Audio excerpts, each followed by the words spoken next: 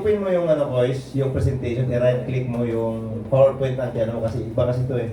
Baka nag-ano yung niya eh. Yung nasisira kasi yung niya, formatting. Kasi iba yung naging doon. Amen. Pwede pa. Praise God, oh. Di pa niya ako. Victory through prayer, mga kapatid. Amen. Nalagumpay pa tayo sa mga panalangin? Amen! Sino nakaranas, mga kapatid? Amen! Ito, nakaranas pa tayo sa panalangin, mga kapatid. So take note, mga kapatid, no? Isipin natin na bakit po ba tayo talaga kailangan manalangin? Isipin natin yan.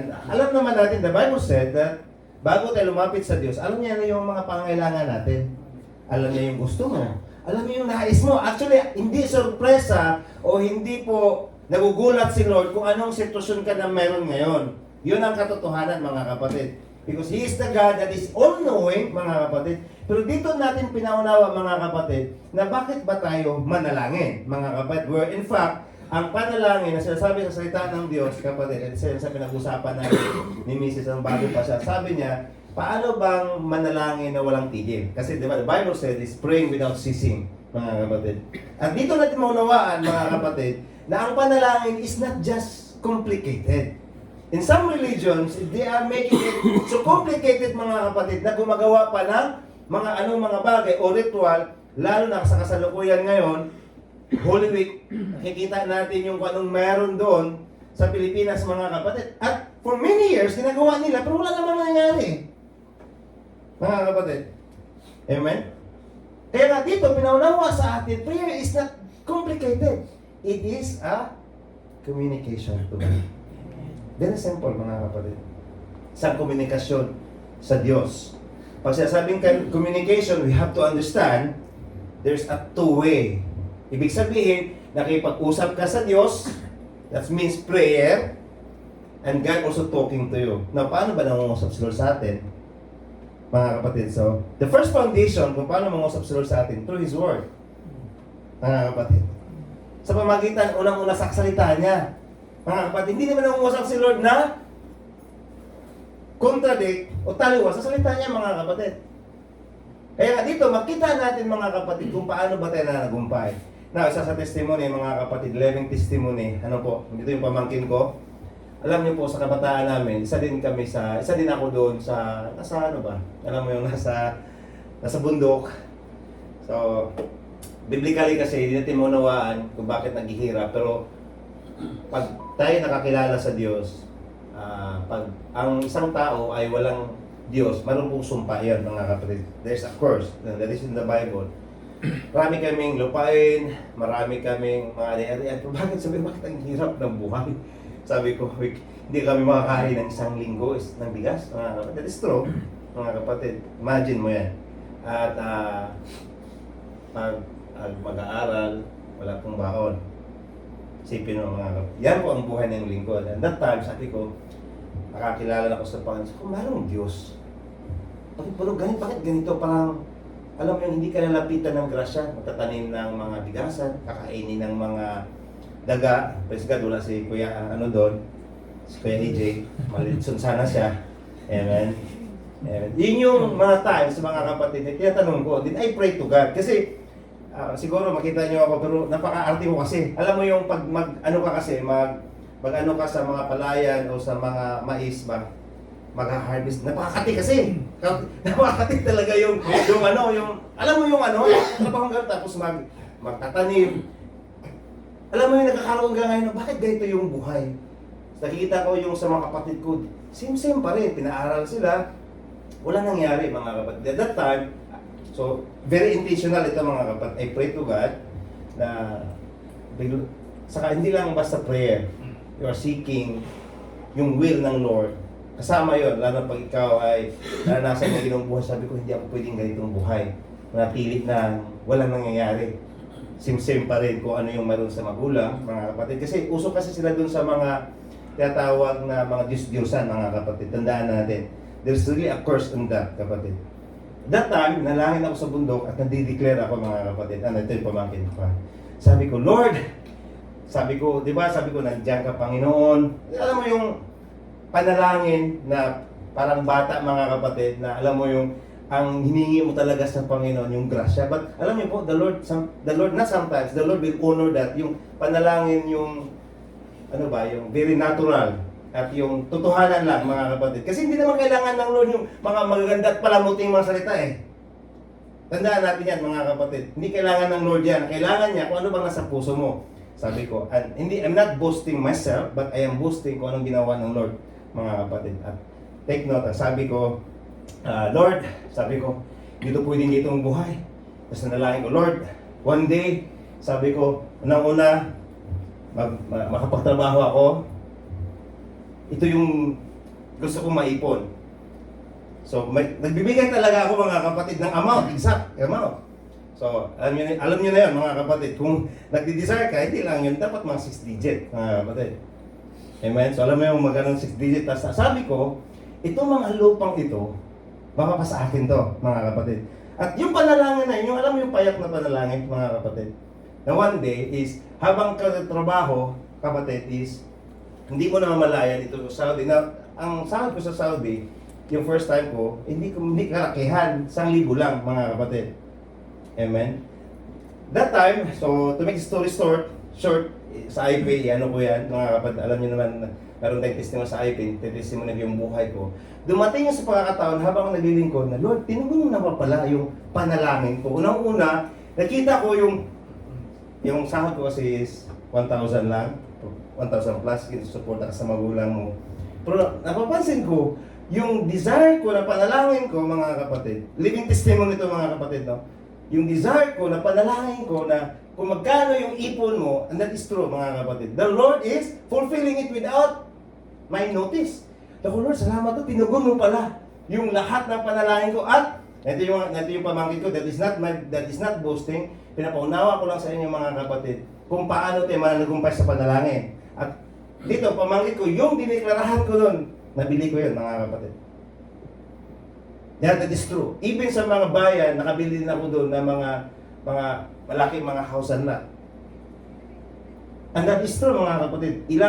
Alam niya na ito yung pamangkin ko, tatanungin yan, mga kapatid. Sinasabi ko dito sa kalagitnaan ito, mga kapatid, ng Diyos natin is buhay at totoo. Kung maging totoo ka lang din sa Kanya, mga kapatid. Habang ako naglilingkod, mga kapatid, namalayan ko, Lord, salamat, Lord, dahil tinugon mo na ng lahat ng mga panalangin na noon is, siguro at that time, nasa Sikanya High School ako, 3rd year high school. Kasi nga, siyempre mag-akit kami ng bundok. Sa very farming, mga kapatid. Ito yung naranasan namin. At dito ko nakita, mga kapatid, na kung gaano po si Lord totoo sa kanyang mga pangako sa atin. Take note is, alam ng Lord ang pangangailangan natin, mga kapatid. Pero ang panalangin, mahalaga yan. That is, you are asking God not, okay, yes, the Lord is, alam na niya, but ito yung participation natin, mga kapatid, kung paano tayo mananagumpay sa mga pagpapala na nakahanda na para sa atin. Ibig sabihin, bakit ba tayo manalangin, mga kapatid, kung alam ng Diyos ang ating mga pangailangan? It's just simply that you're telling God, Lord, is nais ko itong maranasan. Kasi, mga kapatid, tandaan niyo ito, kahit kung hindi nyo kalooban na manalangin at humingi si Lord, kahit ano at magandang plano ng Lord sa pagbuhay natin, hindi yan maranasan ng tao. Mga kapatid, yan ang katotohanan. Kaya nga, ang panalangin ay napakahalaga sa isang komunikasyon na kaparaanan na you are interested and you are willing, mga kapatid. Alam niyo po, gaano kakapangyarihan si Lord, mga kapatid. Pero hindi niya tanggalin ang kalooban mo para pilitin ka sa pagpapala na mayroon siya para sa iyo. Kaya kung basahin natin ang lahat ng gospel, palaging tinatanong ng Panginoong Hesus, ano ba ang gusto mong gawin mo sa akin? Di ba? Sabi, bulag yun. Ano sabi niya? Lord, Panginoon, gusto ko pong makakita muli. Yung sa Bethsaida, anong sabi ng Panginoon? Gusto mo bang gumaling? Bakit palaging tinatanong ng Lord, mga kapatid, ang mga tao? Ito yung napakahalaga na maunawaan natin kung bakit hindi pa tayo nagumpay sa panalangin, mga kapatid. Ano ba ang ating katayuan pag tayo ay manalangin? Kaya ito sa living testimony sa buhay ko, aside from the healing, aside sa lahat na mga nangyari sa buhay ko, mga kapatid, yan yung first step ko that time, na pundasyon ko na ang Diyos na meron ako is buhay at totoo, mga kapatid. Yung dating walang pag-asa, binago ng Lord yun kasi bunso ako eh. Sa 12 na magkapatid, mga kapatid. Imagine mo yan. Hindi ko naranasan, totohanan ito, hindi ko naranasan ang nabilhan ng bago sa magulang ko. Lahat yan, mga kapatid. And that is true. At kung paano po naranasan ko noon, mga kapatid, ngayon naman is grabing umaapaw na pagpapala na pinaranas ng Lord sa lingkod nyo. At yung mga properties na yun, kumbaga pina-steward ko sa mga kapatid ko. Iba pa nga, yung best friend ko nakatira doon sa malaking lupa doon sa bayan mismo, mga kapatid. At wala nga akong, alam mo yung in that time na maranasan mo si Lord, mga kapatid, you can leave everything. Ito yung sinasabi ko sa inyo, mga kapatid. Amen? Paano ba tayo manalangin na maranasan ang katagumpayan ng Lord? Mga kapatid, tandaan natin ha, si Lord ay hindi po siya nasusurpresa kung anong meron ka ngayon, mga kapatid. So, bakit ba tayo mag-worry sa mga panahon na to? Kung mayroon tayong Diyos na pwede tayong manalangin, mga kapatid. Bakit ka magkakaroon ng kabalahan kung ano mangyayari sa mundo? Kung ang Diyos, ang sabi nga kanina, hindi siya nagbabago, mga kapatid. Tao lang ang nagbabago, mga kapatid. O doktrina ng isang reliyon lang ang minsan ang nagpababago sa isipan ng tao, mga kapatid. Kaya nga, sa pamagitan ng panalangin, mga kapatid, naranasan ko at that time kung paano po pinapanagumpay ng Panginoon. I am raising the Lord. I am praising His name. Tinataas ko ang pangalan niya. Kung paano niya binago ang buhay ko, kapatid, mula din sa kawalan, kapatid, hanggang sa nagkakaroon ng meron at umaapaw pa. And that is true, mga kapatid. Amen? Unexpected nga, lalo na din sa pag-aasawa ko, mga kapatid. Never expected, kasi dumating yung mga ganung mga bagay, si Lord ang nagbibigay. And yan po, mga kapatid, ang kapangyarihan pag mayroon tayong Diyos, kapatid. Amen po ba? Sa gabing ito, nais natin na maranasan ang kabutihan ng Lord. Amen. Amen po? Amen. Amen po ba? Amen. Yes, amen. Palapakan natin si Lord. Amen. So ito yung monthly theme natin, focus, the power of the Spirit-led prayer that brings breakthrough, mga kapatid. Some point kasi, ang ating panalangin is out of our emotion, out of our needs. But dito tayo tuturuan, ito yung guidance o leading ng Banal na Espiritu. Ang sabi ni Apostle Paul dito, mga kapatid, do not be anxious. Huwag kang mabahala sa anumang mga bagay. But in every situation, sa lahat ng sitwasyon, by prayer and petition with thanksgiving, present your request to God. Kapatid, ang sabi niya, sa lahat ng inihiling mo, prayer, sa lahat ng gusto mo, yung petition, ano mo ibig sabihin yan, mga kapatid? To understand that petition, alam mo yung pag naglalabas yung government ng mga batas na hindi akma sa mga di kaalyado, pumunta sa Supreme Court, no, to petition. Same way, mga kapatid, sa atin, minsan merong ginagawa ang kaaway sa atin. Sample, ganito kasi minsan maunawaan natin kung paano tayo tayuan, mga kapatid, ang pananampalataya na meron tayo. Merong sinabi ang doktor, mayroon sinabi ang kumpanya, mayroon sinabi ang panahon ngayon. Ngayon, ano yung tatayuan natin, mga kapatid? Ang petition kasi is you are asking God to do something for that situation. Yan ang petition, mga kapatid. Ibig sabihin, mga kapatid, anumang nakikita mo sa harapan, anumang naramdaman mo sa katawan, anumang sinasabi ng doktor, mga kapatid, ang pananampalataya is to overcome that. Hindi nababase ang buhay pananampalataya kung anong sinasabi ng mundo, anong sinasabi ng doktor, o anong sinasabi ng nasa kapaligiran. Nababase ang buhay natin, mga kapatid, kung ano ka at sino ka, kung anong sinasabi ng Diyos para sa buhay natin. Yan po ang petition. You are going to the higher court. Nanawaan natin kung paano tayo tumayo, lalo na, mga kapatid, sa ating pananampalataya. Kasi hindi ito basta-basta, mga kapatid. Lalo na mayroon tayong mga bagay na nakikita dito sa mundo. At minsan, ang ating pananampalataya is na align sa alignment sa mundo, mga kapatid. We don't know how to make petition to God. Kaya ang sabi niya, with thanksgiving, bakit ka magpapasalamat? Hindi mo ba nakikita yung mga sitwasyon? Kaya ba, mga kapatid? Meron kang hiningi sa Panginoon ngayon at meron kang sitwasyon. Ang sabi niya, with thanksgiving, dalhin mo ang lahat ng request mo sa Diyos. Lahat po, mga kapatid. Ano po yung meron kang sitwasyon? Lahat po. Salvation is, you cannot petition your salvation. Because that is God gift. Freely given once you receive. Ibig sabihin, this is our daily needs. Ito yung sinasabi dito, mga kapatid. Kaya nga sabi, do not be anxious. Nababagabag ka ba sa mangyari sa araw ng bukas?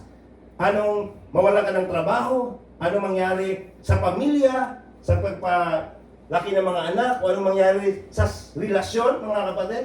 Meron ka bang ganun sa puso ngayon? At ito po yung ating pag-uusapan ngayon, mga kapatid. Na kung saan, ang sabi niya, and the peace of God, which transcend, ibig sabihin, it exceed, it surpass. Yan po sinasabi niya, it's overflow, all understanding. Bakit ka magalak sa kabila ng mga sitwasyon? Yun, mga kapatid, yun ang pagpapala na hindi kayang mabili ng pera o maunawaan ng sariling kaalaman, mga kapatid. Ang sabi niya, the peace of God which transcends. Hindi yung kapayapaan natin dahil ang mundo payapa. Payapa ang isang Kristiyano, kapatid, sa kabila ng shaking sa mundo, sa kabila ng meron ka ngayong sitwasyon, mga kapatid, maranasan mo ang kapayapaan ng Diyos. Yun ang sinasabi niya. Ang sabi, transcend all understanding. Ibig sabihin, minsan kasi kapayapaan natin, na gusto natin, punta ako sa isang lugar, papayapa ako, o bakasyon ako, papayapa ako. Ganun kasi minsan, kapatid. At ito yung kapayapaan na supernatural, na nais ng Lord na maranasan natin. At ang sabi niya, guard your hearts. Pag ang puso nababagabag, mga kapatid, hindi ka talaga payapa. Yan ang katotohanan. Pag ang kaisipan ng tao ang inaatake ngayon, mga kapatid, sa mga sitwasyon, mas lalong hindi ka payapa. Kaya ang sabi niya, the peace of God will, which transcend or overpass all understanding, will exceed sa kaya mong unawain, yan ang sinasabi niyan, which will guard your hearts, see, una, yung puso mo, and your minds in Christ Jesus, mga kapatid. So nakita natin, ito yung a prayer, spirit-led prayer that brings breakthrough. Unang-una, mga kapatid, is maranasan natin ang kapanatagan. Kapanatagan sa lahat ng sitwasyon na kung saan sa lahat ng request mo, nandun yung pasasalamat mo. Isipin, bakit ka magpapasalamat sa lahat ng request mo, mga kapatid? Hindi mo ba nakikita o hindi mo ba nare-receive, mga kapatid? Pero pag nandun yung ugali natin o yung ating paglapit sa Diyos na may pagpapasalamat, ang sabi niya, maranasan natin ang kapayapaan ng Diyos. Alam niyo po, mga kapatid, na humingi ka ng papasalamat, ibig sabihin, you are declaring by faith na natanggapin mo na ang mga panalangin mo. Yan po ang sinasabi dyan, kapatid. At alam ko, sa atin, wala pong exempted sa mga sitwasyon sa buhay. Kung wala ka mga sitwasyon ngayon, mga kapatid, hindi mo naman naisin ang sitwasyon, pero ang sitwasyon para lang siyang bagyo. Hindi mo kayang pigilan, at hindi mo rin kaya, mga kapatid, kung ano o gaano kalakas ang bagyo na darating. The same way din sa sitwasyon. Minsan, mabubulata ka lang. Minsan, masusurpresa ka lang na dumating na pala ang sitwasyon. Ngayon, mga kapatid, pag dumating yan, ito ang nais ng Lord sa atin. Huwag kang mababagabag sa lahat ng bagay.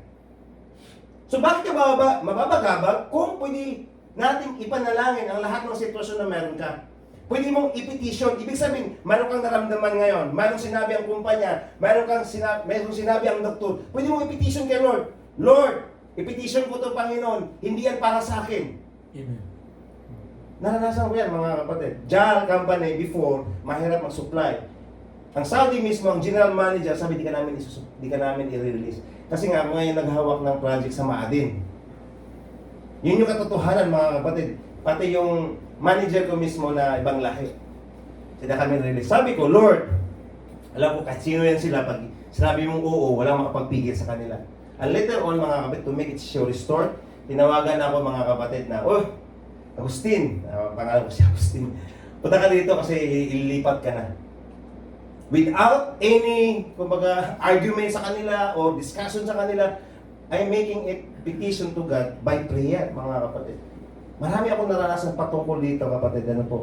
Ano mang mga sinabi sa mga bagay, mga mag-give in ka ba? Di, kuya, yun kasi sinabi ng General Manager, uwi na lang ako. Yun ba yung katayuan mo bilang mananampalataya? Kuya, yung kasi sinabi ng ng kumpanya, yung kasi sinabi ng doktor, ano ba talaga ang pananampalataya mo? Ano ba talaga ang katayuan mo bilang isang anak ng Diyos, mga kapatid?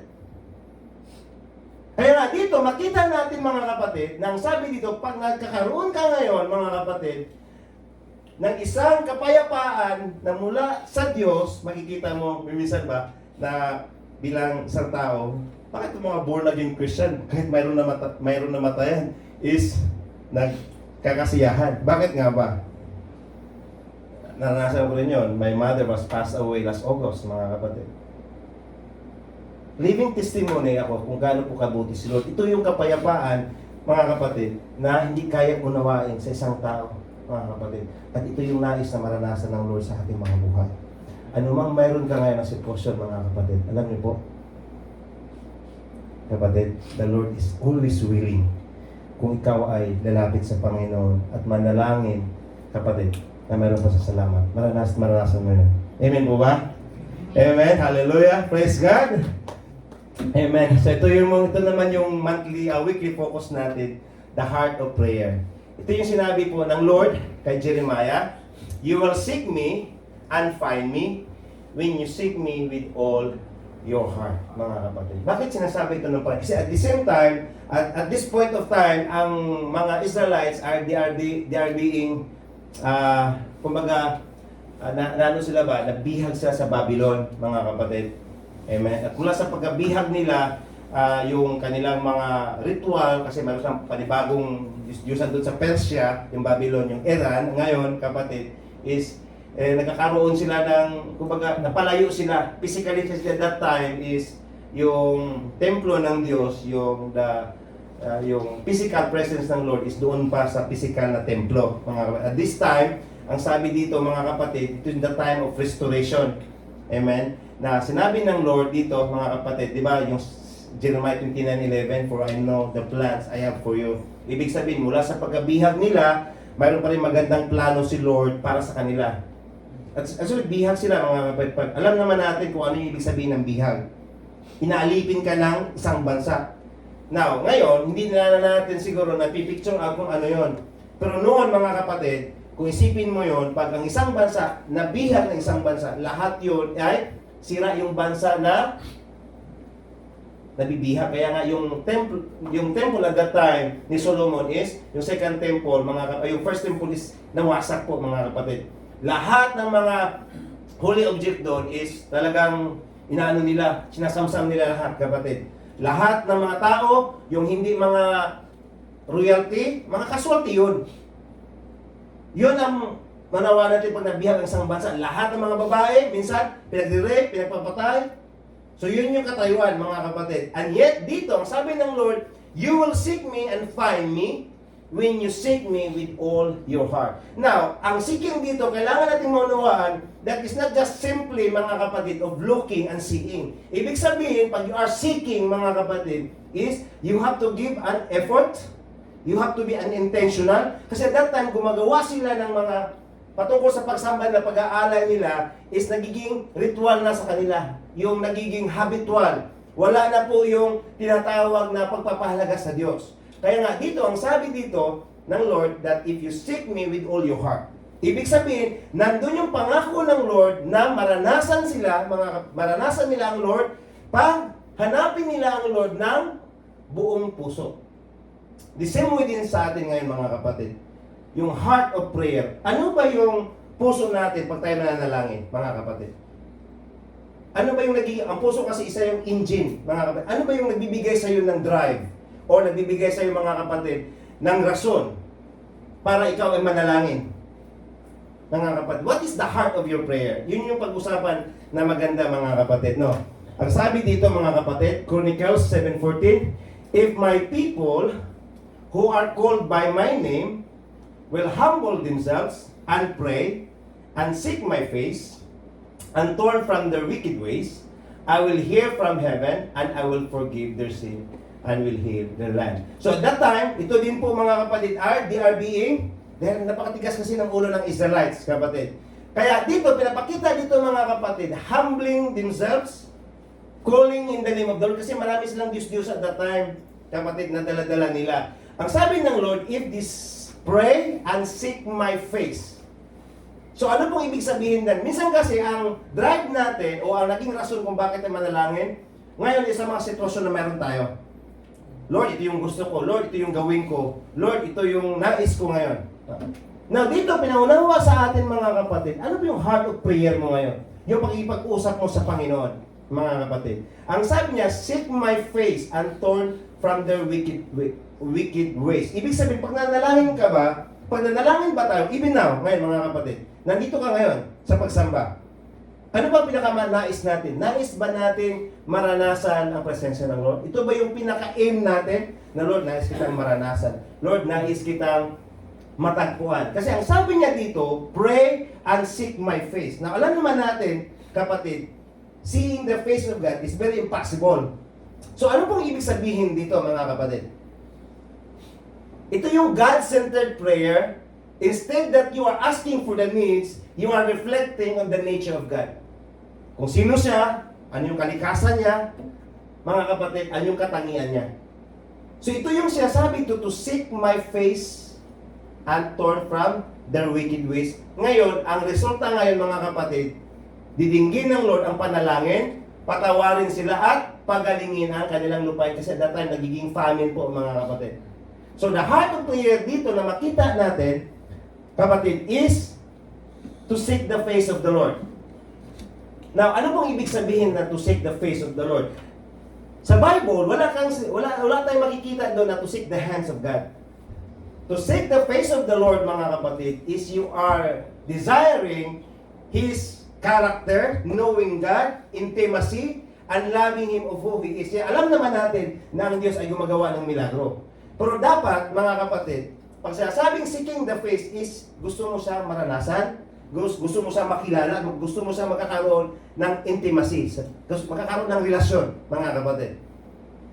Seeking His hand is you are seeking only kung ano magagawa ng Diyos sa'yo, sa sitwasyon mo. Sa milagro, sa mga pagpapala, at provision, mga kapatid. Dito po natin makita ngayon ang pagkakaiba. Now, saan tayo dito, mga kapatid? Lumalapit pa tayo sa Diyos dahil meron tayong gustong milagro na maranasan natin? Nandito ba tayo sa kalagitnaan, mga kapatid, para maranasan natin mga pagpapala at provision? Or, nandito tayo mga kapatid dahil nais natin maranasan ang presensya ng Diyos at magkakaroon ng isang matibay na relasyon? Kasi dito, ang sabi niya, when you pray and seek the face, ang sabi niya dito, when you pray and seek my face, at pag lalayo siya sa kasalanan, nandun yung tugon ng Lord. So, ang tugon ng Lord, kung makita natin, kapatid, ang milagro ng Lord ay susunod yan. Kapatid, hindi mo kailangan brasuhin si Lord or pilitin si Lord sa kagalingan, sa pagpapala, o anumang mga magandang mga bagay. Kasi ang sabi nga ng Bible, ang Diyos natin ay hindi po siya nagpipigil na mga pagpapala. He is the God that will not withhold the good things. Mga magandang bagay sa ating mga buhay. So, kung bakit natin, mga kapatid, hindi naranasan minsan mga pagpapala, because we want to see the hands of God, not His face. It means we are loving His gift, not the giver. Mga kapatid, mas lalo tayong, kumbaga, mas hinahanap natin ang mga regalo kaysa nagbibigay ng regalo. Kaya nga, sabi niya dito, we have to seek His face.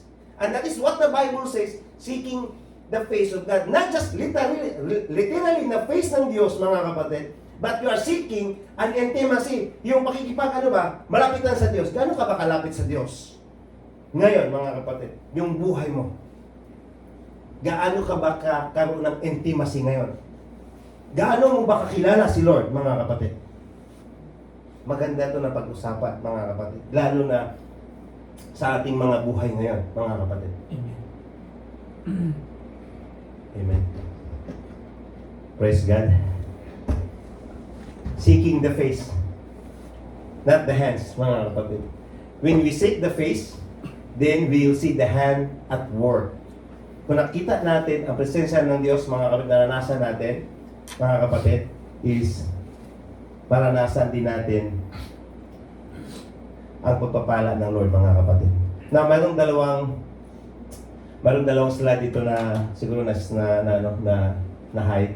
Now, gaano po ba tayo, mga kapatid, ka-interesado na maranasan po, mga kapatid, ang maranasan ang presensya ng Diyos? Do you want to see the face of God? Nais ba natin maranasan o makita ang mukha ng Diyos, mga kapatid? Ayaw nyo? Nais natin po ba, mga kapatid? Nais po? Nais natin maranasan. Do you want to see? Gaano ka kaseryoso na maranasan ang presensya ng Diyos? How serious you are to seek the face of God? 100% po? At all costs. At all costs, mga kapatid. Babasahin ko lang, meron lang isang slide na hindi nakasama dyan, mga kapatid. Ang sabi niya dito, mga kapatid, Matthew 5:8, isa sa Beatitudes, pangaral po ng Panginoong Hesus sa Sermon Mount. Ang sabi niya, 5:8, Blessed are the pure in heart, for they shall see God. Blessed are the pure in heart, for they will see God. So ano yung mahalagang requirement, kapatid? Ang puso natin ay magiging puro.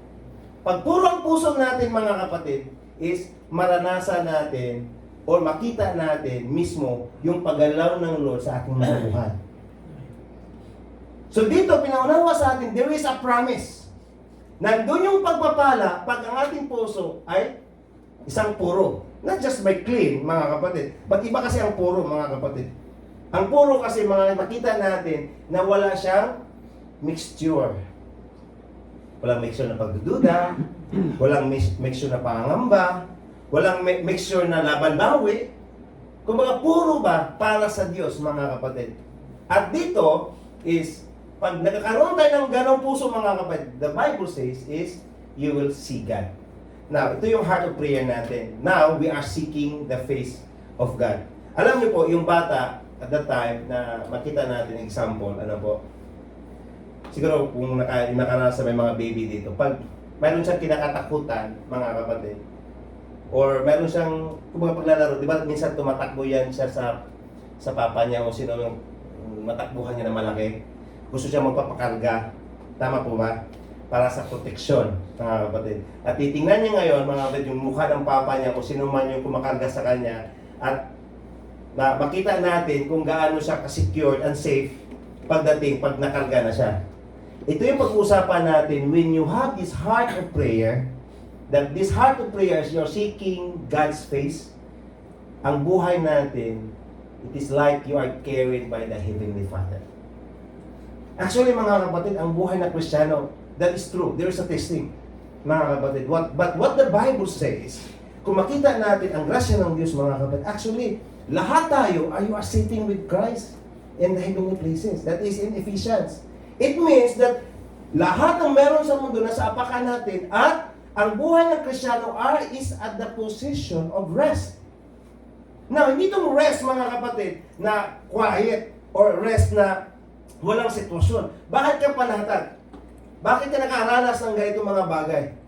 Kasi isa ito sa isang relasyon, mga kapatid, kung paano ka ngayon na alam mo na instead na nandito tayo, nanalangin tayo sa mga, dahil mayroon tayong mga gusto at nais, nandito tayo dahil nais natin makilala ang Diyos at nais natin na, Lord, buksan mo pa ako at gusto kitang makita, maranasan, or magkakaroon pa ng intimate relasyon sa iyo.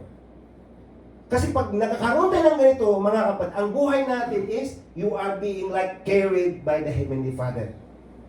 And that is the position of divine intervention, yung provision, blessing, and this complete package yan, mga kapatid. Ano ang sinabi dito ni Moses? Ang sabi niya, there you saw how the Lord your God carried you. See, as the Father carries His Son.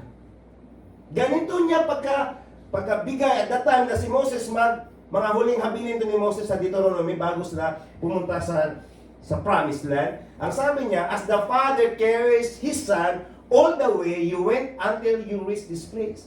So pinaunawa dito mga kapatid, sa bayan ng Israelites, kung paano sa dinala ng Lord mga kapatid, yung carrying, how God carrying it, that is not a literal understanding, but kung paano si Lord nagpo-protect sa kanila, that is fire by night. Tama po ba? Imagine mo mga kapatid. And there is a clouds by day. Di sila nagtatanim, meron silang mga pagkain, di sila naghuhukay pa sa tubig, mayroong tubig na dumaranas sa bato mga kapatid. At ang sabi, from the Egypt, from the land of bondage, ngayon is, nandito na sa entrance, para tanaw na nila ang promised land, kapatid. Ito yung pinaunawa ni Moses sa kanila. Ang sabi niya, there you saw how the Lord your God carried you, as the Father carries His Son, all the way, until you reach this place. Kapatid, sa oras na to, ano po, mga kapatid, tandaan niyo to. Sa anong meron tayo, dun yun na si Lord ang nagdadala sa iyo. At nga, kailangan maunawaan natin, mga kapatid, na sa buhay na to, napakasarap. Katulad ng isang bata na akay-akay o karga-karga sa isang ama. At ito yung pinakanais ng Lord na mayroon tayong relasyon sa Kanya. At dito pinaliwanag, kasi hindi pa sila niniwala dito mga kapatid.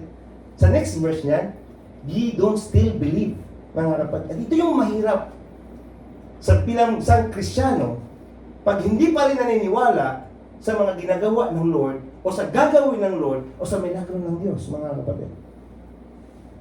Bakit po? Kasi ang Israelites, nakita nila ang kapangyarihan ng Diyos. That is true. How God make miracle in the 10 plagues. Hiniwa yung dagat, ano ba mga kapatid? Nagpadala ng mga pugo, but still, anong kulang sa kanila? Because they don't have relation to God.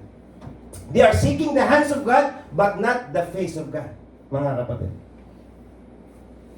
Amen, mga kapatid. Di ba? Imagine mo ang buhay mo. Yung pala dapat ang pagiging Kristiyano. Karga-karga ka ng Diyos Ama, kapatid. Sa lahat ng merong sitwasyon ka. At isa itong revelation ni Mary Stevenson, 1939, kapatid, kung meron man sa atin ngayon, is, I believe, mga kapatid, na magre-reflect to sa atin. Ang sabi niya, one night I dream I was walking along the beach with the Lord. Amen. Many scenes from my life flashes across. Habang naglalakad siya, nakita niya yung mga buhay niya, mga kapatid, flashes along the sky. Ang sabi niya. And each scene, I noticed footprints in the sand.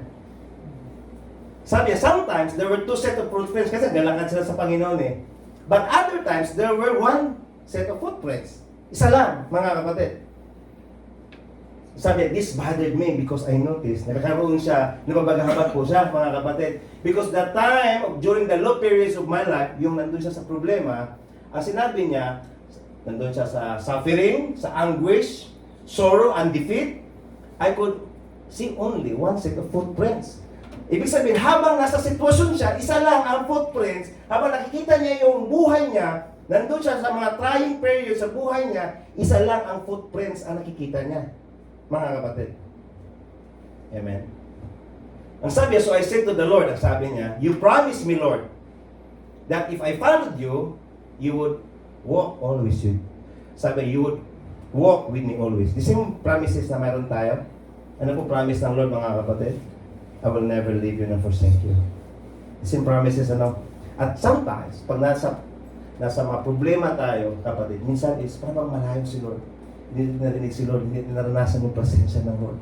Walang comfort, hindi natin naranasan yung tinawag na joy. Kaya nga mayroong iba na nawala yung kaganahan, mga kapatid. Ang sabi niya, but I have noticed that during the most trying periods of my life, yung nagsusumikap siya, mga kapatid, there have only been one set of footprints in the sand. Yung datan na kailangan niya si Lord, kapatid, isa lang nakikita yung footprints. Yung ano ba, yung marka sa paa, mga kapatid. Ano ang sabi niya? Why? Tinanong si Lord, when I needed you most, you have not been there for me. Bakit, Lord? Yung kailangan kita, wala ka sa akin. Minsan magkakaroon tayo ng Lord, bakit dumating sa akin na sitwasyon na to? Ano bang meron ako? Bakit, Lord? Nagsasamba ako sa iyo, nagpapagamit ako sa iyo, dumating pa rin. Ano ang sabi niya? The Lord replied, the times when you have seen only one set of footprints is when I carried you. Karga-karga pala siya ng Lord, mga kapatid, that time of his trying periods, mga kapatid. Amen? That is his personal revelation as a dream ni Mary Stevenson, mga kapatid. And I believe, ano mga sitwasyon mo, hindi maramdaman mo si Lord sa oras na ito, mga kapatid. May mga times na yung dinadala mo ngayon na wala pang breakthrough, take notice, mga kapatid, na si Lord na palang nagkakarga-karga sa iyo. So, kailangan lang natin manatili sa Panginoon. Amen po ba? Amazing to, mga kapatid, no? Hallelujah! Praise the Lord! Palakpakan natin si Lord! Woo! Praise God! Amen! So, dito tayo, mga kapatid. Dito naman tayo sa teaching. Doon is exhortation yon. Mag-teaching type tayo. Seeking God's face in prayers, desiring Him for who He is, not for what He can do, or the gifts that He can give. Yun yung kailangan natin maunawaan ngayon, mga kapatid.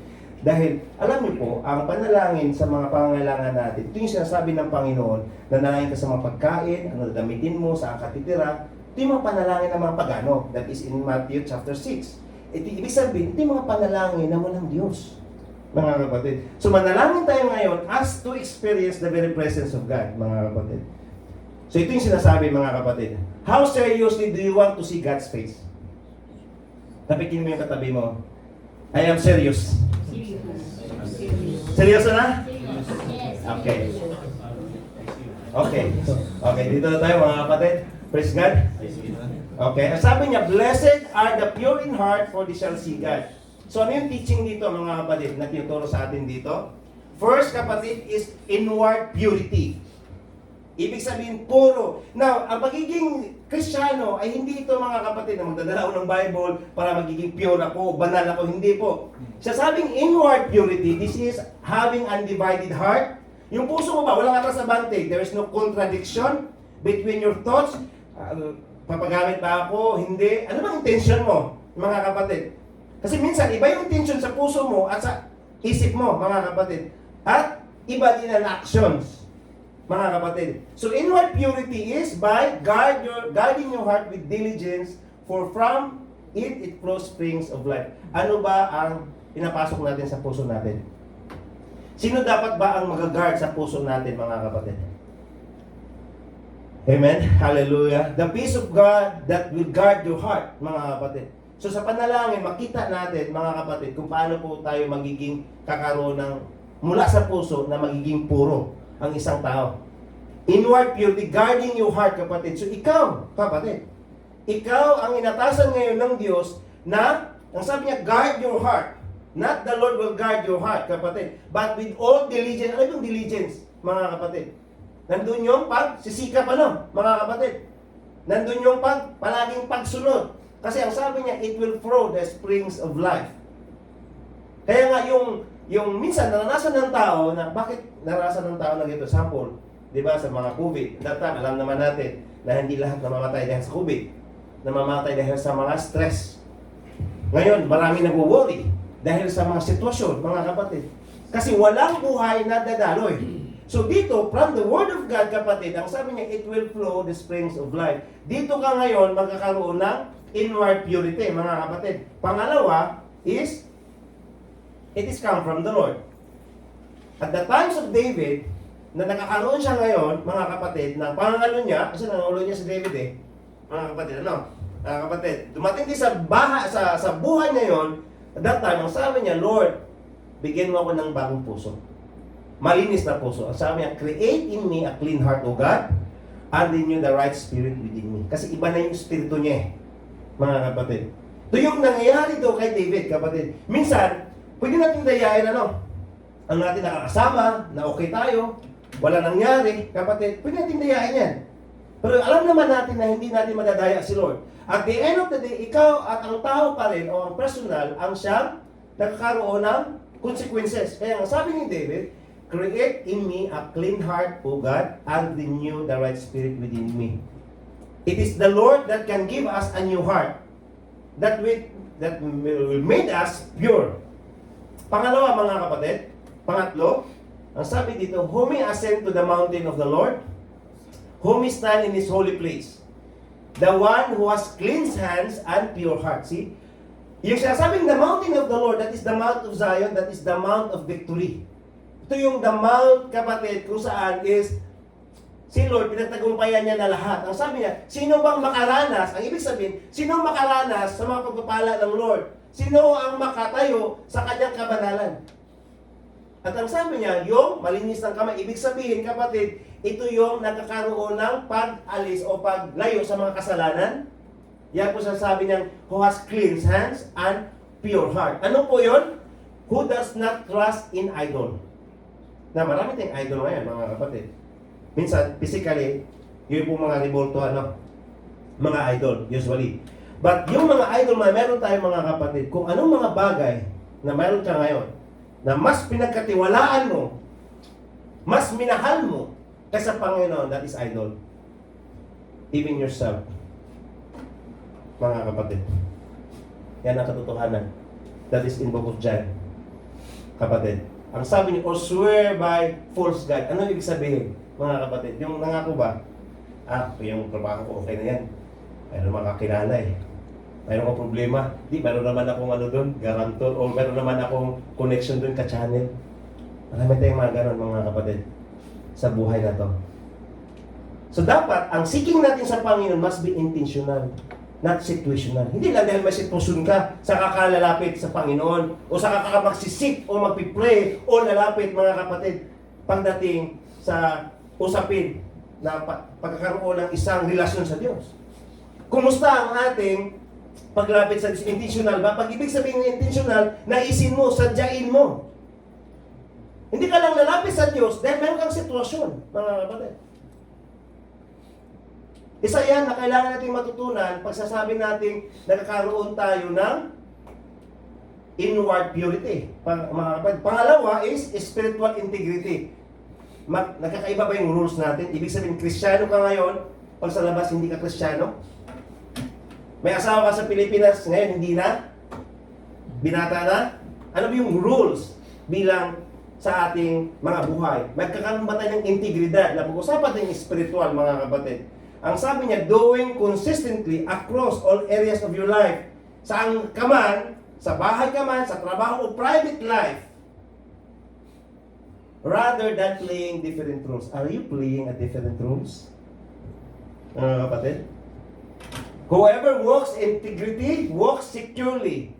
But who perverts? Ibig sabihin is, yung perverts is, gagawin mo siyang hindi matuwid na paglakad. At, sasabi nila na, yung usok, hindi may tatago, will be found out. Walang sekreto, mga kapatid, na hindi malalantad. Naranasan niyo ba yun? Yung sinisekreto nyo, pero at the end of the nalalantad pa rin. Kaya nga dito, ang sabi dito, whoever walks in integrity, walks securely. Ibig sabihin, if you're walking spiritual integrity, nilalakaran mo ngayon, spiritually, mga kapatid, secured ang paglakad mo. Ibig sabihin, wala kang different roles. Wala kang iba't ibang mga pamumuhay na hindi bilang isang mananampalataya. Kapatid. Sample, mga kapatid. Okay. Dito tayo. Integrity of the upright guides them. See, it will guide us, but the unfaithful, of course, pag hindi ka, wala kang integridad, hindi ka nagiging faithful. Ang sabi niya, are destroyed by their duplicity. Duplicity, ibig sabihin is, kakaroon ng double ang buhay. Mga kapatid, duplicity ba? Mga kapatid. O pagkukunwari, mga kapatid. The righteous man walks in his integrity, and his children are blessed after them. So na mayroong blessing, mga kapatid. So ito yung pinaunawa sa atin, mga kapatid, that pinagpala ang mayroong purong puso. So kailangan ang integridad. Kumbaga, mayroon ka bang dignidad bilang Kristiyano? Mga kapatid, hindi mo ba inapakapakan ang pagiging mananampalataya, lalo na pag wala ka sa mga panambahan o wala kang kasama? Mga kapatid, ano yung klaseng pamumuhay tayo pag tayo ay wala dito? Integrity ba? Di ba, pag sabing safety, may integridad ka ba ng safety? Kung baka di ka paminamina, dapat sida, dapat diretsyo. Yun po ang integrity. The same way din sa Kristiyano, kapatid. Huwag kang paikos-ikis. Kapatid, iyan ang kailangan natin maunawaan, mga kapatid. Kasi if mayroon tayong pure in heart, ang sabi ko, we will see God. Mga kapatid, maranasan natin, kapatid, nakikita nga natin, nakakaroon nga tayo ng intimasya sa Panginoon. So it will follow His hands. Tama ba kapatid? Pag mayroon tayong relasyon sa Diyos, susunod po yung kamay niya, mga kapatid. Hindi po mahirap si Lord pagdating sa mga ganung mga bagay. Essential ba, kapatid? Or occasional lang ang pag-imanampalataya? Based sabihin na okasyon, tapos sasamba ako sa my birthday. Samba ako dahil naka-schedule ako. Nasamba ako dahil mayroong okasyon eh. Mga kapatid, essential ba? Ibig sabihin, is it really important? You're seeking God? Or na okasyon lang, mga kapatid? Kailangan natin balikan ang ating katayuan na kung hindi pa ngayon essential, na gawin natin essential, mga kapatid. Ibig sabihin, mahalaga. Is it important, mga kapatid, yung paglapit natin sa Panginoon? We are not just seeking God because of the blessing. We are seeking God because of who He is. Sino ba talaga si Lord sa'yo? Mga kapatid. He is our provider. Ano pa? He is your healer. He is your miracle worker. I know na siya yun, kapatid. But who really is? Sino ba talaga siya sa'yo? Diba? Maganda yung sinabi ng Lord kay Abraham, He is my friend. Are you a friend of God? Pag sabing friend of God, mga kapatid, is nandun yung alignment mo sa nais niya. Magkasundo dapat kayo. Amen? Essential ba ang ating relasyon sa Diyos? O naging okasyon lang na ginagawa natin si Lord na parang piggy bank ba? Or tinatawag na kung anong gusto mo, na withdraw, yun ang gustong ilabas, mga kapatid. Jenny ba? Jenny o Genie? Amen? Pangatlo, mga kapatid, malapit na. Palapakan natin si Lord. Hallelujah. Pursuing consistency, kapatid. Paano po tayo manalangin, magsamba, consistent ba? Ibig sabihin, steady, manatili, ongoing, mapagpatuloy, dedicated. Dedicated ba? Ibig sabihin, yung dedikasyon ba? Na ang sabi niya, unwavering commitment. Hindi nagbabago ang pag-commitment, kapatid. Pag sinasabi may gawain, magsabi mag-practice. Kumbaga, yung unwavering, hindi nakakaroon ng atras-abante. Yan po ang pagdating sa puso sa Panginoon, kapatid. You are seeking eh. You are not just looking or seeing God. You are seeking God. Pag sabing seeking God, kapatid, it needs your total effort pagdating dyan. Ang sabi niya, regularly taking action despite of challenges. Merong kaharap ngayon, patuloy ako kahit sa mayroong akong sitwasyon, patuloy ako sa Panginoon. Ganun ba ang ating paglapit sa Panginoon, mga kapatid? First, kapatid, ang sabi niya, let us not become weary. Di ba pag minsan, Lord, taga na panalangin na, di pa rin nababago. Pinupusod ba natin si Lord, mga kapatid? Kung mayroon ka nakaranas na nakapaguran, ang sabi niya, let us not become weary. Huwag kang mapagod sa paggawa ng mabuti. Ano pong klaseng mabuti ito, mga kapatid? Ano po bang mabuti para sa atin? Unang-una, personal. Tandaan natin, ang sinabi ng Bible, kahit gagawa ka ng daming kabutihan, pag hindi kasama si Lord, anong sabi niya sa Isaiah 66 ba yun? Maruming basahan, ano? Kapatid? Filthy rags. So ano po ba yung mabuti para sa atin? Ito kapatid, mabuti ito para sa atin.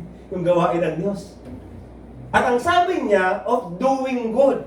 So nararapat ang ating pakikinig, pag-aatin, sa mga, ano po, sa mga patungkol sa spiritual. Bakit? Kasi ang sabi niya, in proper time, sumagatay ka. Mayroong timeline si Lord. Will reap the harvest if you do not give up. Of course, kapatid, kung gusto mong managumpay, hindi ka mag-give up. Kasi wala namang managumpay, mga kapatid, pag sumusuko. Yes. Tama po ba? Kung hindi, walang susuko, mga kapatid, nandun yung katagumpayan. Dapat ongoing. Yes, mayroong mga sitwasyon, mga kapatid, that is true. Pinupuso mo si Lord eh, kapatid. Pangalawa, kapatid, sabi niya, therefore, my dear brothers and sisters, stand firm. Very quoted ito. Let nothing move you. Wala dapat magbibigay sa iyo, mga kapatid, ng pag-aalilangan sa katayuan mo, sa pananampalataya. Sabi niya, let nothing, o sino man yan, mga kapatid, dapat wala. Yan ang sabi ng Apostle Paul. Always give yourself fully to the work of the Lord. Ibig sabihin, gamitin mo ang buhay mo na ilingkod sa Diyos. Is an encouragement, kapatid. Amen? Encourage mo pa. Sabi niya, give yourself fully. Saan po? To the work of the Lord. Yan po pagpupuso natin sa Panginoon, mga kapatid. Hindi ka lang yung, Lord, ayun, alam mo yung nag-antay yung siyasabing huwag tamad na mag-antay yung prutas na babagsak sa bibig. Hindi po ganun. You have to give yourself fully to the work of the Lord. Ang sabi, because, ang sabi niya, you know that your labor is not, in the Lord is not in vain. Dito tayo mga kapatid. Let me explain first. Meron na bang nagle-labor dito sa Panginoon? Ano may ibig sabihin ng labor? Minsan, we are working to the Lord, that is true. Kung sino man nagpapagamit dito. But in some point sa ating mga buhay, siguro, ilan-ilan lang yung siya sabing nag-labor para sa Panginoon. Ano ibig sabihin ng labor? Let's ask to example, sa babaeng nanganak. That means labor yon. Ibig sabihin, sa kabila ng sakit, kapatid, kailangan ilabas. May maranasang pain. Ibig sabihin dito mga kapatid, yung labor na sinasabi, ito yung ating self-sacrifice pagdating sa Panginoon. Yung ating buong buhay. Meron ka mang naramdaman, naranasan, but you still use yourself to the work of the Lord. Yan po ang labor. Hindi ka nababase sa paglilingkod mo dahil okay ka ngayon. Pag hindi naman okay, hindi mo na ako atin, hindi mo na ako magpapagamit, hindi po ganun ang labor. Kasi sinabi niya diyan is labor, not work. Mga kapatid. Nanawaan natin? Kasi may pinupurso natin si Lord eh. Ang sabi niya, that your labor is not in vain. Minsan kinukot natin, Lord, you said that my labor is not in vain. Eh, sabihin ka na, Lord, nag-labor ka na ba sa akin? Hindi pa naman ah. Kapatid, you have to understand what the Bible says para makita natin kung meron tayong, Lord, bakit di ko naranasan o itong mga bagay. Para makita natin yung katayuan natin pagdating sa paglilingkod. Kaya sabi ko, this is a teaching type to teach us kung ano yung katayuan natin, to give us evaluation. Saan ba yung katayuan natin? Pagdating sa sabing pure in heart, mga kapatid. Amen? Praise God. Pangatlo, mga kapatid, whatever you do, work with all your heart. Work with all your heart, mga kapatid. Yung buong puso, ibig sabihin, hindi lang sa Panginoon, bagkus sa trabaho mo rin. Nagtatrabaho ka ba para sa Panginoon? Or sasabihin mo lang, hindi, pang 8 hours na ito trabaho ko, pang sahod lang to. Ano bang klaseng trabaho? Yung kalidad na mayroon tayo, mga kapatid. Ang sabi niya, whatever you do. Now, sabi niya, work it with all your heart as working for the Lord, not for human master. See? Kasi dito patungkol ito sa mga slaves actually, mga kapatid. So dapat magtrabaho hindi lang sa mga amo na panglupa, but dapat magtrabaho ka ngayon para sa Panginoon. So anong klaseng trabaho yun? Dapat may kalidad. Dapat walang korupsyon. Dapat buong puso. Mga kapatid, dapat magtatrabaho kahit walang amo, walang supervisor o manager. Yan ang working for the Lord. Ang sabi niya, since you know that you will receive, saan po, inheritance from the Lord as a reward, it is the Lord Christ you are serving. So ito yung nagpuso tayo sa Panginoon, mga kapatid. Na kung saan is, lahat ng ating gagawin sa verse na to is para sa kalawalhatian niya. Mga kapatid. Ganon dapat ang kalidad bilang Kristiyano na hindi tayo naayon. Na kung yung ginagawa ng isa, ginawa naman niya, susundin ko. Parang pagkakaiba, no? Ano bang pagpupuso natin sa Panginoon? Relational ba o seasonal? Ibig sabihin, naka 2 years ako dito, pagdating sa Pilipinas, hindi na. Meron bang pagbabago? Season ba?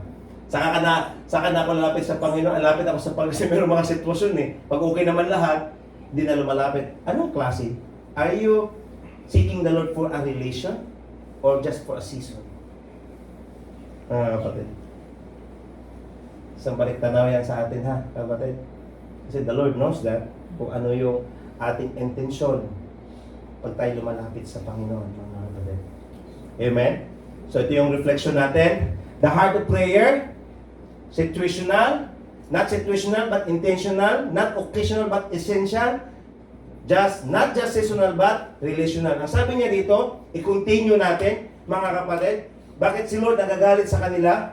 That how the Lord carried them. Kaya ang sabi ni Moses, yet for all that you did not believe the Lord your God, who went the way before you to search out the place for you to pitch your tent. See? It is the Lord ang nag-guide sa kanila kung saan sila magtayo ng mga tulda. Ang sabi niya, to show you the way you should go, far by night and in the cloud by day. Ito yung masaklap. Para bang si Lord yung nagkakaroon siya ng pamighati, mga kapatid. Sa lahat ng ginawa ng Lord, hindi pa rin sila naniniwala sa Panginoon. Mga kapatid. Bakit po? Isang reflection question sa atin. Sino ba ang nagsasatisfy sa iyo ngayon? Saan ka kumukuha ng fulfillment? Saan ka nagpo-fulfill? Kasi inward purity, mga kapatid. Kung sarili mo yan, even may bahay mo, kapatid. Amen? Kung hindi si Lord yan, hindi yan puro. Sasabihin ko yan sa inyo, mga kapatid. There is no other relation above in the Lord. Wala dapat na relasyon mas mataas sa Panginoon, mga kapatid. Kasi kahit sa mag-asawa, alam ni Mrs. yan, pagdating mo sa kalangitan, you are just brother and sister. Kapatid. Na dito sinasabi na iwanan niyo, huwag yung mahalin. Kasi I'm sure, kapatid, pag nandun yung inuna mo si Lord, mas lalo mong mamahalin ang asawa mo, mas lalo kang tatayuan mo as a man of God, as a provider. That is true. Susunod yan, mga kapatid. But the thing is, sino bang nakakapag-satisfy sa iyo ngayon? Sino bang nakapag-fulfill sa iyo? Pangalawang tanong, saan ka kumukuha ng protection? Sa pera mo, sa trabaho mo, sa kakilala mo? Secured ka ba dahil sa mga certificate mo? Sa posisyon mo? Where you are looking for protection? Spiritual integrity, kapatid. Kung si Lord, kaya nga sabi ng Jeremiah, sabi ng Panginoon Jeremiah is, "Cursed is the man who trusts in the man." Sinumpa ang tao pag nagtitiwala sa kapwa-tao. Yung protection, mga kapatid. Pangatlo, sino ang bibigay siya ng excitement? Who tells you? Who makes you delight? Sinong nanais mo ngayon? Kasi dapat pinupuso ng consistency si Lord eh. Yes! Week in na naman! Nagagala ka ba dahil week in na? O nagagala ka, Lord! Gawain, Lord! Magkakaroon ba tayo ng ganong kagalakan? Kapatid? O nagagala ka, Lord! Saan ka naman? Saan? Sino ang nagpapa-excite sa atin? Kasi mga kapatid, pag hindi si Lord ang nagpapa-excite sa atin, mga kapatid, alam niyo po ba yung naranasan ng excite? Lord, thank you Lord kasi maranasan namin ang pagsamba mo sa kagalakan. Kapatid, kung wala pa lang, hingin mo sa Panginoon. Kung hindi si Lord ang nagpapa-excite sa atin at nagpagbibigay ng delight o nais, mga kapatid, you are not pursuing Him. Mga kapatid. Amen? Reflection sa atin na. And it's very personal, kapatid. Yes, nobody can question your faith. I cannot question your faith. I cannot question your relationship to God. But it makes, nakikita natin sa result. Ikaw pa, it makes you, kapatid, as a living testimony kung anong klaseng relasyon ka meron sa Panginoon dahil sa bunga niyan. So, sino papahirapan, mga kapatid? Ikaw pa rin. Amen? Mga kapatid, tandaan natin ha, kung hindi si Lord nagpapasatisfy sa'yo, kung hindi si Lord ang naging protection mo ngayon, kung hindi si Lord nagpapa-excite sa'yo, kapatid, then let's go back to the heart of prayer. We have to seek God's face. Now, it's a worthy question. Do you carry your God? Or does God carry you? Nasa Pilipinas, maraming nagdadala ng Diyos-Diyosan nila. Galit pa nga eh. Yung nagpapaano, hindi ko alam kung anong ginagawa nila, papasa ng cross. Kahit nagalit sila. But sa atin, pag-usapan natin sa atin, minsan, we are carrying or God's carrying us. Ano po ibig sabihin, kapatid? Dala natin ATM natin, laki laman yan. Dala natin mga certificate natin. Mga kapatid, those are the things that carrying us. Sila yung mga bagay ang nagkukontrol, nag-handle sa atin. Instead na tayo ang mag-handle sa kanila. Ang lesson dito, mga kapatid, is ang Diyos natin ay siya yung nagdadala sa mga tao niya. Ano sabi dito? Listen to me, O house of Jacob, remnant of house of Israel, who have been upheld by me from birth, who have been carried from the womb. Ibig sabihin, dala-dala na tayo ng Lord, even nasa womb pa tayo. Yun yung Diyos na meron tayo, mga kapatid. Ang sabi, even to your old age, I am He, and even your gray hairs will carry you in the future. Ibig sabihin, past and future. Ang sabi niya, I have made and I will bear, even I will carry and will deliver. Ibig sabihin, the present. Now, I cannot explain it sa timing, mga kapatid. But the thing is, mga kapatid, who is carrying you yung ngayon? Sino ang nagdadala sa iyo ngayon? mga kapatid. If it is not God, then it is not God. Pag hindi ang Diyos, mga kapatid, hindi talaga ang Diyos, mga kapatid. Di ba mas masarap pag ang asahan mo ang Panginoon? Kasi lahat mga bagay susunod yan, aapaw yan eh. Okay, let's go mga kapatid. Conclusion tayo, palapakan natin si Lord. Ay, may sabi ni Isaiah, kapatid, seek the Lord while you can find Him.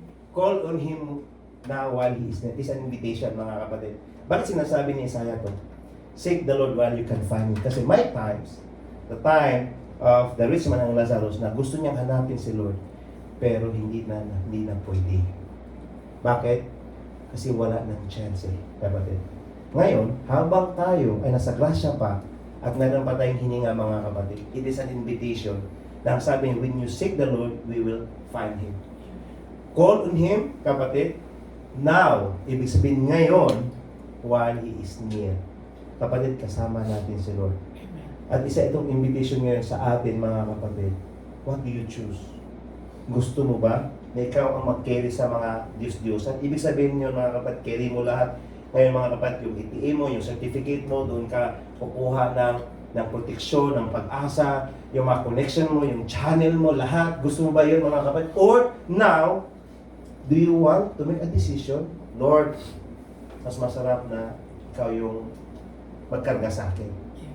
Ikaw yung magdala sa akin. And it is an invitation, mga kapatid, sa Panginoon ngayon para sa atin bawat isa. Especially in this point of time, mga kapatid. Do not allow na ikaw yung magdadala ng mga Diyos-Diyusan. Kung ano mayroon tayo, lilipas yan lahat, mga kapatid. But the thing that I am sure, pag si Lord ang magdadala sa iyo, mga kapatid, you will experience yung supernatural intervention ng Lord sa buhay natin. Amen po ba? Tayo po'y tumayo, mga kapatid. Hallelujah! Praise God! Life that carried in the Heavenly Father. Thank you, Jesus. Amen po.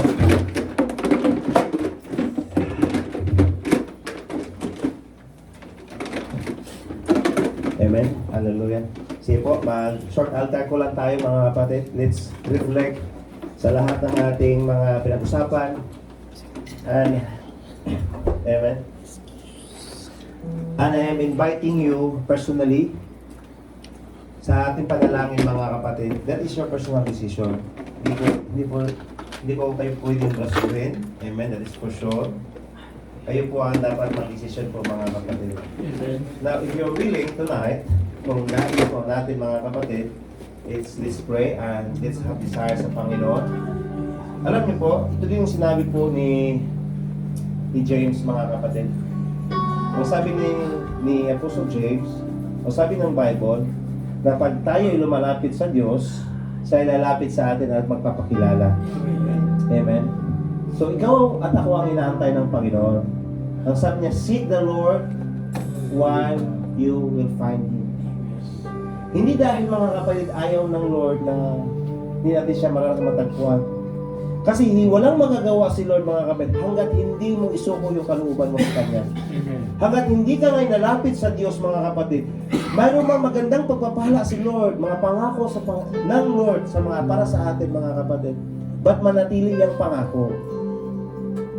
At ang nais ng Lord ngayon, anumang naranasan mo ngayon, pagkatiwala mo sa Panginoon, kagalingan man yan, sitwasyon man yan sa pamilya, sa trabaho man yan, mga kapatid. Ang tinuturo ngayon sa atin ngayon, mga kapatid, siya yung unahin mo, huwag yung pagpapala na kaya niyang ibigay. Siya yung isip mo ngayon, mga kapatid. Nagkaroon man tayo ng panglalamig, na wala man yung galak, mga kapatid. Now, this is the time na magkakaroon ng panibagong commitment or covenant. Bigay mo yung puso mo sa Panginoon, kapatid. Yun ang nais ng Lord ngayon. Dahil ang pagiging puro ng puso, kapatid, it is the work of the Lord, not our works. At anong gawin natin? Hindi maging puro ang buhay natin hanggat hindi mo hayaan si Lord na buksan mo ang puso mo at siya yung magtatrabaho niyan, mga kapatid. Hallelujah. Thank you, Jesus. Thank you, Jesus. Lord, alam mo ang mga desire namin sa oras na to. Lord, kung mga bagay man to, material o physical, Lord, magkaroon kami ng bagong kubinante sa oras na ito, Panginoon. Nasa panahon ito, Lord, Ikaw ang pinaka-desire namin, Lord. Lord, Ikaw ang pinaka-nais namin, Lord. Ipagkaloob mo yan sa aming mga puso, Lord. Lord, gisingin mo ang aming mga buhay sa pag-ibig mo, Lord. Lord, gisingin mo, Lord, ang aming mga pananampalataya sa iyo, Diyos. Nasa gabing ito, Panginoon, maranasan ang yakap mo, maranasan ang pagkalinga mo, at maranasan, Lord, ang iyong kapayapaan na sinasabi mo, Lord, na hindi kaya maarok sa kaunawaan namin, Lord. Mayroon bang nababagabag ngayon ng mga puso, Lord? Right now, I am praying, Lord. Yes, Lord. Guard their hearts with your presence in the name of Jesus. Hallelujah, Lord. May mga kaisipan ba ngayon, Panginoon, na nakakaroon, Lord, na nababahala, Lord. Right now, Lord, I am declaring ang kapayapaan na pinangako mo in the name of Jesus. In the name of Jesus. Lord, I'm speaking freedom sa bawat isa. Freedom sa lahat ng takot. Lord, sa mga nagdududa, sa mga nagdadalawang isip. Lord, I speak kalayaan, Panginoon. I speak freedom sa lahat ng mga gapos.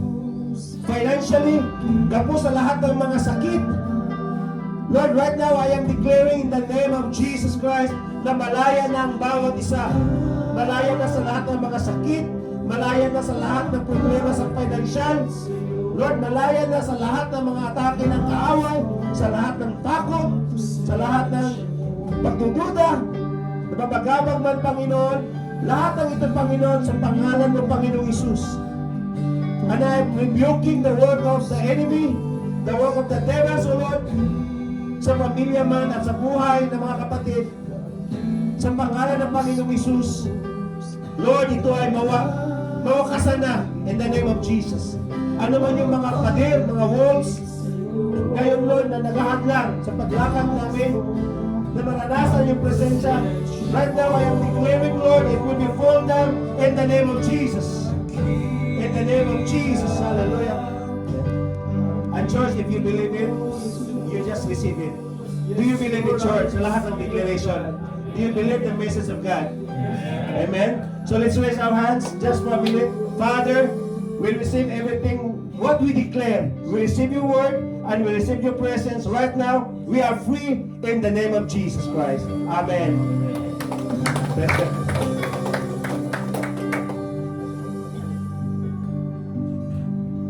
Amen. Hallelujah.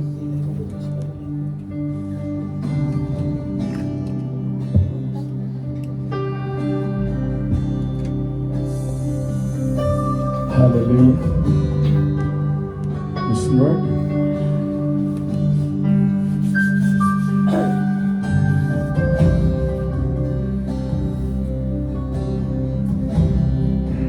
Taas mo natin ang ating kamay. Hallelujah. I-bless natin ang mga elementong ito.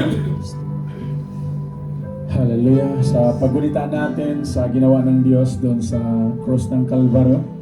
Kung ang bansa natin ay nagdadaos ngayon ng Semana Santa, tayo naman ipagdiriwang natin ang ginawa ng Diyos doon sa cross na kung saan hindi ito bilang isang alala, bagkus ito ay isang buhay na testimony na kaya tayo narito dahil sa ginawa ng Diyos para sa bawat isa sa atin. Amen. Father God in heaven, in the name of Jesus, let your Holy Spirit upon us. O God, as we partake these elements, ang tinapay na sumisimbolo ng iyong katawan na nabayubay sa cross. Hallelujah. At itong katas ng ubas na sumisimbolo ng iyong banal na dugo, Panginoon, na tumagas. Amen. Na kung saan, O Diyos, without the remission of your blood, there is no forgiveness of our sins. Today, we will celebrate, O Lord, because this is the day that the Lord has made, and we will rejoice on it, O God. Dahil kung hindi sa iyong grasya, wala kami, o hindi kami matagpuan ngayon sa araw na ito, Panginoon. Let your Holy Spirit empower these elements, O Lord, that our life will never be the same again.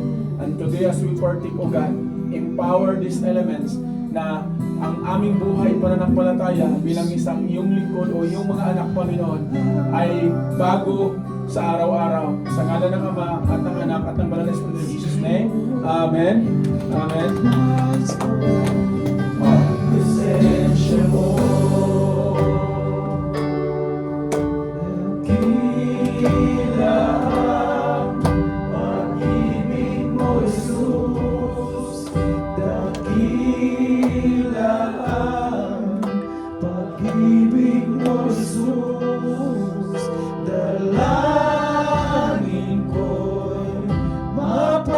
mapalapit sa'yo.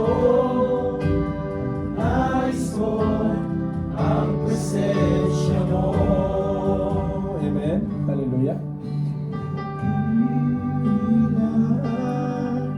Pag-ibig mo, Jesus, dakilaan.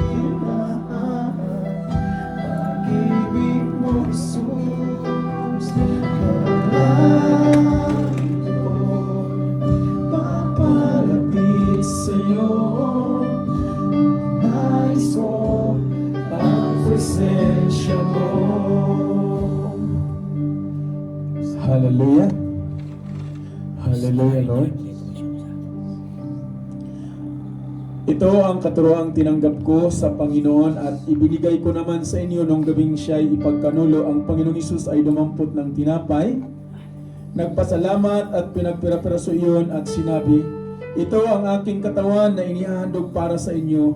Gawin ninyo ito bilang pag-alala sa akin. Kanin po natin ang tinapay.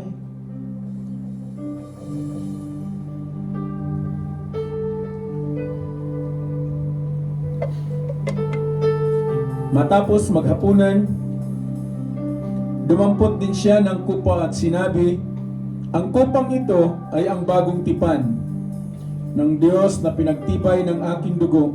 Tuwing iinumin ninyo ito, gawin ninyo bilang pag-alala sa akin.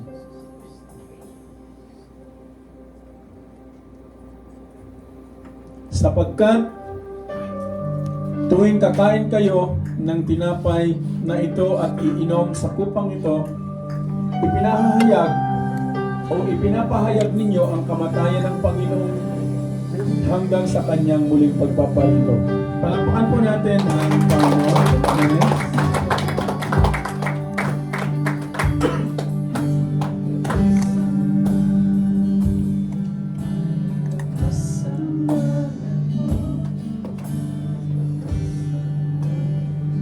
Amen. Hallelujah. Palakpakan natin ang Panginoon.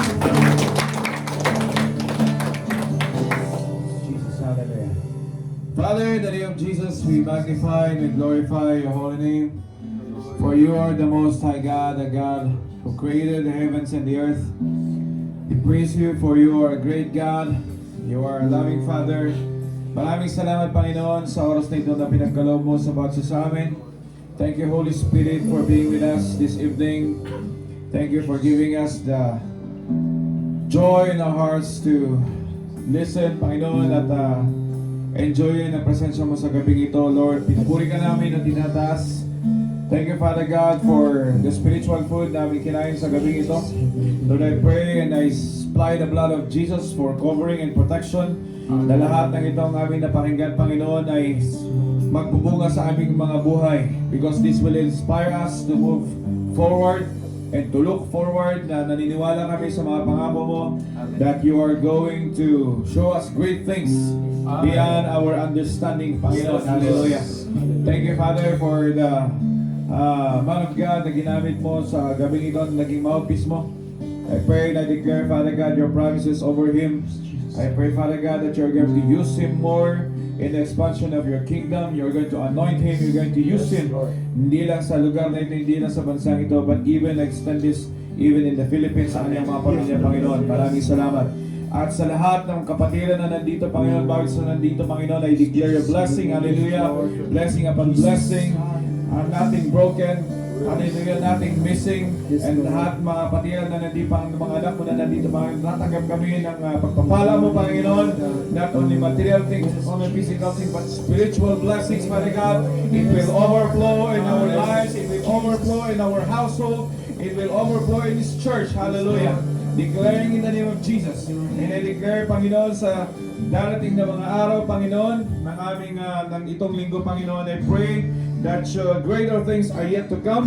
And I pray, Father God, that you're going to use us in every way, Panginoon, na pagkakagamit mo sa aming mga buhay, sama kami. Dahil, Panginoon, naniniwala ko, Panginoon, na you have blessed us and you will become a blessing sa mga taong makakadang pagdamit, Panginoon. Maraming salamat, Panginoon. Even sa mga ginamit mo sa kitchen ministry, I pray that you will bless them. Balik mo, siksik, digdig, dago, babaw sa kanilang mga buhay, Panginoon. Ginamit mo sa pagluluto, Panginoon, sa kanilang paglilingkod sa iyo, Panginoon.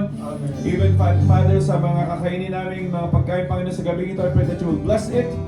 You will bless it, Panginoon. Kakainin namin na magiging kalakasan na aming physical, Panginoon. You have restored us, you have renewed us, and you have sustained us. And even this coming days, Father God, we are excited, Panginoon, sa gagawin mo, Panginoon, sa aming mga buhay. And I believe, Father God, na marami ka pang gagawin sa aming mga buhay.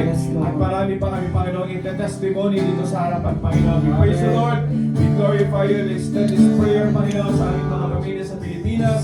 That even them, Panginoon, they are going to encounter your presence in their lives, Father God, in our household, and even, Panginoon, sa bansang ito, and even in Israel, sa mga bansa, Panginoon, na nagkakaroon ng kaguluhan. Lord, I declare, Father God, your goodness and your promises, Panginoon, and naniniwala ko that ang mga anak mo, Panginoon, ay protected by your blood and by your mighty hand, Jesus. Thank you, Lord, for your goodness and your faithfulness. This is our prayer in Jesus' name. Amen.